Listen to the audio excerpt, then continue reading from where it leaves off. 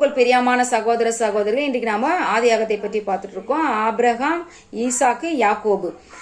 தேசம் முழுவதும் பஞ்சமா இருக்கிறதுனால யோசப் என்ன பண்றாருன்னா தன் தகப்பனாகிய யாக்கோபையும் தன் சகோதரனையும் கூட்டிக் கொண்டு அவங்களுக்கு தேவையான எல்லாவற்றையும் அவங்களுக்கு கொடுக்குறாரு. அவங்க வாழ்ந்துட்டு இருக்காங்க. அப்போ மரணம் அடைகிற அந்த நேரத்துல யாக்கோபு சொல்றாரு, கானான் தேசத்துல மம்ரேக்கு எதிரான மக்பேலா எனப்பட்ட அந்த நிலத்துல என்னை நீ அடக்கம் பண்ணணும் நான் மறிக்கும் பொழுதுன்னு சொல்லும் பொழுது யோசப் என்ன பண்றாருன்னா தன் தகப்பனை போயிட்டு அந்த இடத்துல அந்த கல்லறையில அவரை அடக்கம் பண்ணப்படுறாங்க. அப்போ அவர் என்ன பண்றாருன்னா 3 தலைமுறைகளை அவருக்கு பிள்ளைகளோட பிள்ளைகளை அவர் காண்றாரு. அவர் சொல்றாரு தன் சகோதரரை பார்த்து, நான் மரித்து போன பிறகு என் எலும்புகளை நீங்க இந்த தேசத்திலிருந்து எனக்கு எலும்புகளை கொண்டு போவீங்கன்னு சொல்றாங்க. அப்ப பாருங்க, எத்தனையோ தலைமுறைகள் போயிருக்கோம். ஆனாலும் தேவனோட நோக்கம் அந்த இடத்துல நிறைவேறுது.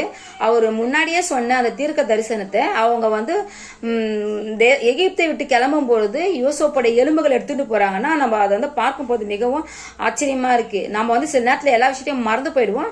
ஆனா தேவன் பாருங்க, இவங்க எலும்பு இவர் சொன்ன அந்த வார்த்தையின்படி அந்த எலும்புகள்லாம் கொண்டு போறாங்க. இதுல நம்ம நிறைய விஷயங்களை கத்துக்கலாம் நான் நினைக்கிறேன். ஆமேன்.